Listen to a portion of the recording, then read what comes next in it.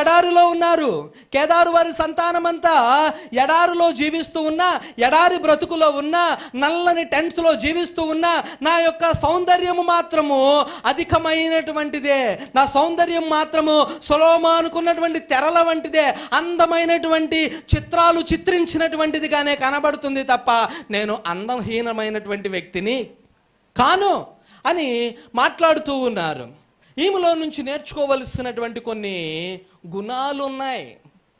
ఇప్పుడు నేను ఈ షోలమ్మిత్తుని గురించి మాట్లాడుతూ ఉన్నప్పుడు షోలమ్మిత్తుని ప్రజెంట్ చేయట్లేదు. సొలొమోను గురించి మాట్లాడుతున్నప్పుడు సొలొమోనును ప్రజెంట్ చేయట్లేదు. దేన్ని ప్రజెంట్ చేస్తున్నాను అంటే, సొలొమోను గురించి మాట్లాడుతూ ఉన్నప్పుడు సాక్షాత్తు యేసు ప్రభువు వారిని మాత్రమే ప్రజెంట్ చేస్తూ ఉన్నాను.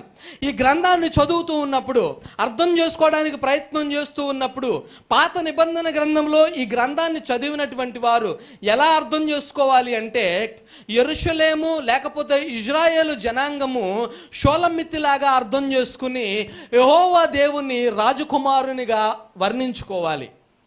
మనము ఏ కాలంలో ఉన్నాము అంటే సంఘకాలంలో ఉన్నాము కాబట్టి యేసు ప్రభువు వారినే ఆ రాజకుమారునిగా, వివాహానికి సిద్ధపడినటువంటి ఆ యొక్క పెండ్లి కుమారునిగా ఆయన్ను ఊహించుకొని ఈ షోలమ్మిత్తిని మనం ఎలా చూడాలి అంటే సంఘముగా చూడాలి. ఇంకా విడమర్చి చెప్పాలి అంటే క్రీస్తు ఆత్మకు ఇప్పుడు ఎత్తబడేటువంటి సంఘపు ఆత్మకు మాత్రమే పోలికగా మనం చూడవలసినటువంటి వారమై ఉన్నాం. దాన్ని మనం అలా చదివినప్పుడు దానిలో ఉన్నటువంటి పరమార్థం మనకు అర్థమవుతుంది, దానిలో ఉన్నటువంటి విలువ మనకు అర్థమవుతుంది. ఇప్పుడు షోలమ్మిత్తిని పక్కన పెడదాం, సొలొమోనును పక్కన పెడదాం. ఇప్పుడు గమనించవలసింది ఎవరిని ఏమిటి అంటే సంఘములో ఉన్నటువంటి నిన్ను నన్నే. ఇప్పుడు నేను నల్లని దాననైనను, అమ్మో ఆ మాట అంటానికి కూడా ఇష్టపడరేమో కదా, ఆ మాట అనడానికి కూడా ఇష్టపడరేమో. నేను నల్లని దాననైనను సౌందర్యవంతురాలను అని చెప్పండి ఒకసారి. నేను నల్లని దాననైనను సౌందర్యవంతురాలను. ఉదాహరణకు స్పిరిచువల్ వేలో మాట్లాడుతూ ఉన్నాను నేను, అర్థం చేసుకోండి. ఎలా తయారు చేశారు? పరిశుద్ధమైనటువంటి వ్యక్తిగా తయారు చేశారు. కానీ ఈ పరిశుద్ధమైనటువంటి వ్యక్తి, ఈ యొక్క దేవుని మాటలు వినవలసినటువంటి వ్యక్తి దేవుని మాటకు వ్యతిరేకమైనటువంటి పరిస్థితిలోనికి వెళ్ళినప్పుడు, దేవుని యొక్క గుణగణాల్లో నుంచి తప్పుకొని తన సొంత ఇచ్చను నెరవేర్చుకోవడానికి ఎప్పుడైతే తీర్మానం చేసుకున్నారో ఆయన యొక్క గుణగణాలన్నీ ఎలా మార్చబడ్డాయి? షోలమ్మిత్తి చెప్తున్నట్లుగా నల్లని దానను అన్నట్లుగా మార్చబడిపోయారు. సంఘము నల్లని దానిగా మార్చబడిపోయింది ఇప్పుడు కదా. ఎలా దానిగా మార్చబడినటువంటి ఈ యొక్క వ్యక్తి కోసం, ఈ వ్యక్తుల కోసం ఆ పరిశుద్ధుడే మరలా కిందకు దిగి రావలసిన పరిస్థితి వచ్చింది. ఆయన ఎప్పుడైతే ఈ లోకంలోనికి దిగి వచ్చారో ఈ నల్లని వ్యక్తిని నల్లగా ఉన్నావు అని పక్కన పెట్టేలా, అపరిశుద్ధంగా ఉన్నావు అని పక్కన పెట్టలా, చిచ్చి నువ్వు నాకు నచ్చలేదు అని పక్కన పెట్టలేదు. ఈరోజు వివాహం చేసుకునేటువంటి వారందరూ గమనించేది ఇదే. ఏమని గమనిస్తూ ఉంటారు? ఎంత అందంగా ఉంది ఈ వ్యక్తి, ఎంత అందంగా ఉంటే పుట్టబోయే బిడ్డలు కూడా అంత అందంగా పుడతారండి. సౌందర్య బాహ్యాన్ని ఒకసారి గమనిస్తూ ఉన్నారు తప్ప అంతరంగములో ఉండవలసినటువంటి పరిశుద్ధతను గమనించలేకపోతూ ఉన్నాం. వివాహం చేసుకునేవారు, వివాహం చేయబోతున్నటువంటి వారు ఏది గమనించాలి అంటే సంఘాన్ని దేవుడు ఎలా చూస్తూ ఉన్నారో దాన్ని గమనించాలి. సంఘము ఒకప్పుడు నల్లనిదిగానే ఉంది. షోలమ్మిత్తి ఎలా నల్ల వ్యక్తిలా కనబడుతూ ఉన్నారో అలా నల్లగానే కనబడుతూ ఉన్నారు. ఒకప్పుడు యథార్థత లేనటువంటి వ్యక్తిగా, ఒకప్పుడు దేవునికి ఆమెకు ఎడబాటు కలిగినటువంటి పరిస్థితిగా, ఒకప్పుడు దేవుణ్ణి వెంబడించలేనటువంటి పరిస్థితిలో, ఒకప్పుడు త్రాగుడుకు, ఒకప్పుడు వ్యభిచారముకు, ఒకప్పుడు దొంగతనానికి, ఒకప్పుడు లోకంలో ఉన్నటువంటి పరిస్థితులకు, ఒకప్పుడు సినిమాకు, ఒకప్పుడు పలానా పాపానికి అంటబడినటువంటి వ్యక్తిగా నల్లని దాని వలె. చూసారా? అలాంటి వారి నాకొద్దు అని అనుకోలేదు. నేను పరిశుద్ధుడను, పరిశుద్ధమైనటువంటి ప్రదేశం నుంచి వచ్చాను, నా తండ్రి అతి పరిశుద్ధుడైనటువంటి దేవుడై ఉన్నారు, అంతటి పరిశుద్ధమైనటువంటి దేవునికి ఆ మహిమను నేను విడిచిపెట్టి ఈ లోకంలోకి వస్తే ఇంత నల్లనమ్మైనా నేను వివాహం చేసుకునేది? ఇలాంటి పాపంలో ఉన్నటువంటి వ్యక్తినా నేను వివాహం చేసుకునేది? చిచ్చి, నాకు ఈ వ్యక్తి రానే వద్దు, నేను అసలు చూడను, ఇలాంటి వ్యక్తి అయితే మనకు వద్దే వద్దమ్మా. ఫోటో పంపించగానే రిజెక్టెడ్. ఎందుకంటే అమ్మాయి నల్లగా ఉందండి. ఇంకొక వ్యక్తిని రిజెక్టెడ్. ఎందుకు అంటే వీళ్ళ కాస్తంతా లేదండి. ఇంకొక వ్యక్తి రిజెక్టెడ్. ఒకే ఒక అమ్మాయి ఉన్న ఫ్యామిలీ అయితే మాకు కావాలండి. చూసారా ఏం వెతుకుతున్నారు ఈరోజు వివాహం చేయటానికి? క్రైస్తవులము అని చెప్పబడుతున్నటువంటి మనము దేన్ని వెతుక్కుంటూ ఉన్నాం? ఈ లోకంలో ఉన్నటువంటి బాహ్యముగా కనిపిస్తున్నటువంటి వాటిని వెతుక్కుంటూ ఉన్నాం. బాహ్యముగా కనబడుతున్నటువంటి దానికి ప్రాధాన్యత ఇస్తూ ఉన్నాం. కానీ దేవుడు మాట్లాడుతున్నటువంటి మాట వేరు, ఇక్కడ షులమ్మితి మాట్లాడుతున్నటువంటి మాట వేరు. నేను నల్లని దానినే, అయినా సౌందర్యవంతురాలను, ఎందుకంటే నేను క్రీస్తు రక్తము చేత కడగబడినటువంటి ముత్యముగా ఉన్నాను, అమూల్యమైనటువంటి స్త్రీగా మలచబడ్డాను. ఎలాంటి వారిని వెతకాలి ఈరోజు?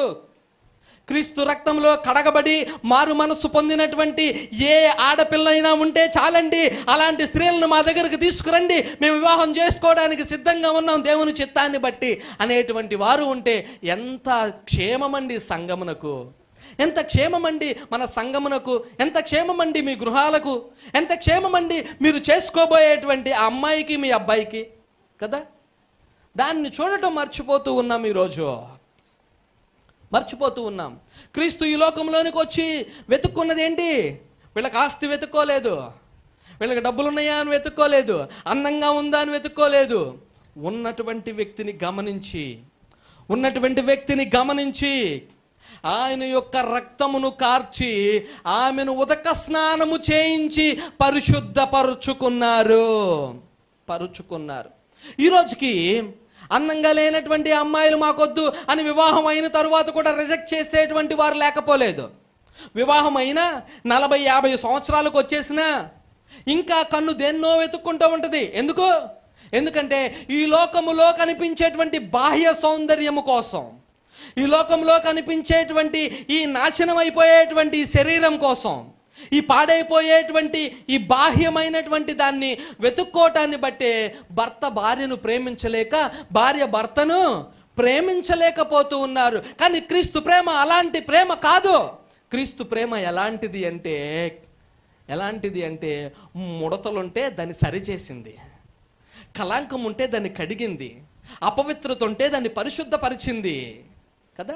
నల్లగా ఉంటే దాన్ని ఏం చేసింది? ఉదక స్నానము చేయించి పట్టినటువంటి మురికంతటిని తొలగించి ఎలా మార్చుకున్నారు యేసుప్రభు వారు? సంఘాన్ని పరిశుద్ధమైనటువంటి సంఘముగా మలచుకున్నారు. అందుకనే షూలమ్మితి ఈరోజు ధైర్యంగా ఒక మాట చెప్తూ ఉన్నారు, అయ్యా నేను నల్లని దానినే, అవును, నా యొక్క జీవితము, నా బ్యాక్గ్రౌండ్ అంతా నల్లటిదే, నా యొక్క బ్యాక్గ్రౌండ్ పరిస్థితి అంతా నల్లటిదే, కానీ ఆ మహోన్నతమైనటువంటి దేవుడు నా యొద్దకు వచ్చి నన్ను పరిశుద్ధపరిచి నన్ను కడిగారు కాబట్టి నేను ఇప్పుడు ఎలాంటి వ్యక్తిని?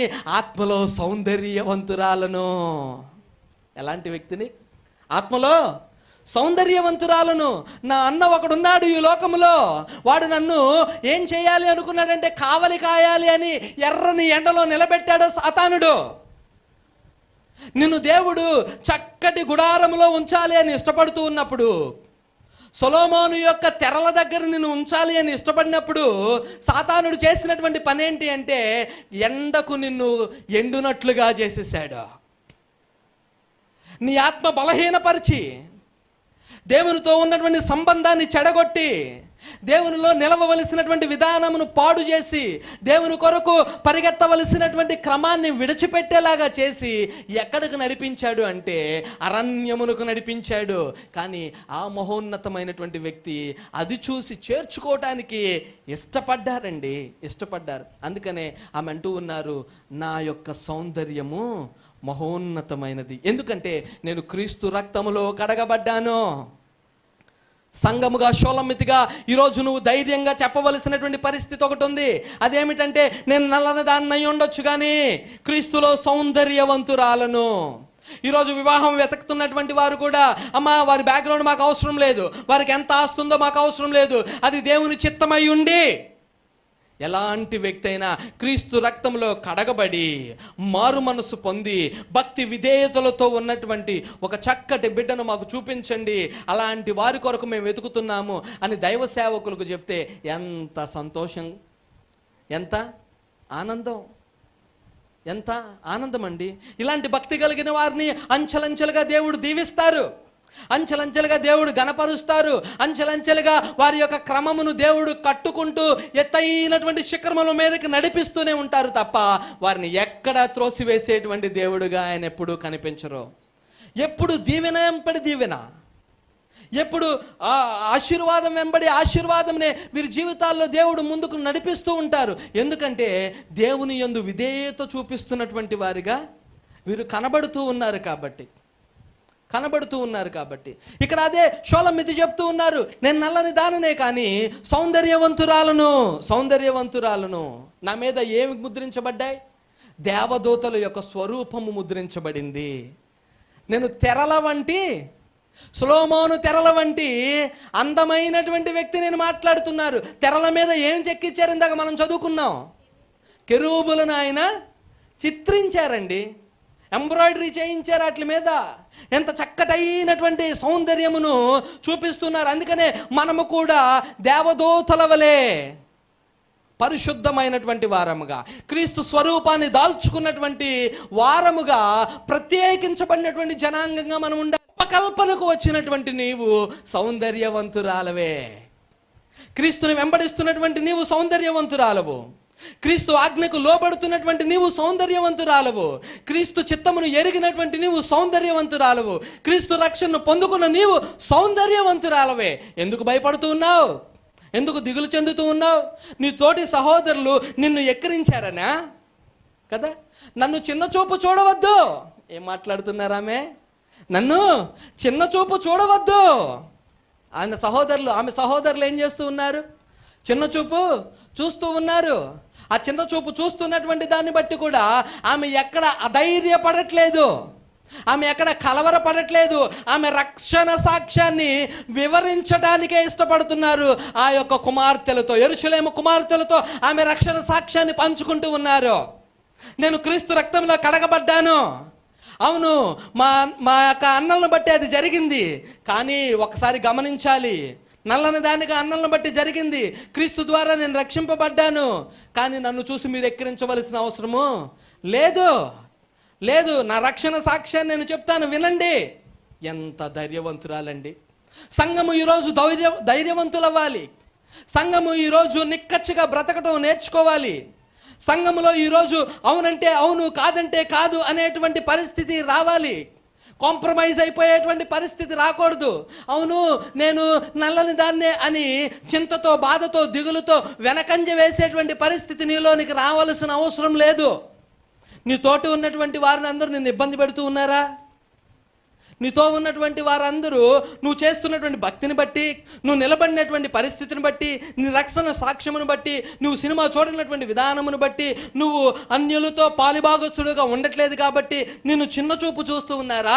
దాన్ని బట్టి సంతోషించు. ఎందుకంటే దేవుడు మెచ్చింది నువ్వు చేసావు. దాన్ని బట్టి నీ ఉద్యోగం పోయిందా? ఎందుకు కంగారు పడుతూ ఉన్నావు? దేవుడు దానికన్నా శ్రేష్టమైన దాన్నే సిద్ధపరచడానికి ఇష్టపడతారు. ఒకవేళ నిన్ను ఇబ్బంది పెడుతూ ఉన్నారా, కలవర పెడుతూ ఉన్నారా, గుండె నిబ్బరం కలిగి నువ్వు జీవించాలి. ఎందుకంటే దేవునికి ఇష్టమైనటువంటి షోలమ్మితిగా నువ్వు తీర్చబడ్డావు, మలచబడ్డావు. జనాలందరికీ నువ్వు నల్లని దానిగా కనబడుతున్నావు, ఆయన కళ్ళకు నువ్వు సౌందర్యవంతురాలుగా ఉన్నావు. జనాలందరికీ నిన్ను పక్కన పెట్టేటువంటి వ్యక్తిగా ఉన్నావు, కానీ దేవుని కంటికి ముందు పెట్టేటువంటి వ్యక్తిగా ఉన్నావు. ఎందుకు భయపడాలి? ఎందుకు కలత చెందాలి? ఎందుకు దిగులు చెందాలి? కొన్ని వాటి జోలికి మేము పోమండి అని నీ హృదయము నిన్ను గర్దిస్తూ ఉన్నప్పుడు, దానికి పోనప్పుడు కొంతమంది నిన్ను ఎక్కిరిస్తూ ఉన్నారా? షోలమ్మితిని ఎక్కిరించినట్లుగా యెరూషలేము కుమార్తెలు ఆమెను ఎద్దేవా చేస్తూ ఉన్నట్లుగా ఎద్దేవా చేయటానికి నిన్ను ఇష్టపడుతూ ఉన్నారా? దాన్ని బట్టి కలత చెందకు. ఎందుకంటే నువ్వు దాన్ని బట్టి హర్షించాలి, నువ్వు దాన్ని బట్టి సంతోషించాలి. ఎందుకంటే మానవుడు అనుకున్నటువంటి దాన్ని నువ్వు నెరవేర్చలేదు, కానీ ఆ సర్వోన్నతుడైనటువంటి దేవుడు అనుకున్న దాన్ని నువ్వు నెరవేర్చావు. అందును బట్టి నువ్వు సౌందర్యవంతురాలవు. సంఘము సౌందర్యముగా ఉండాలి.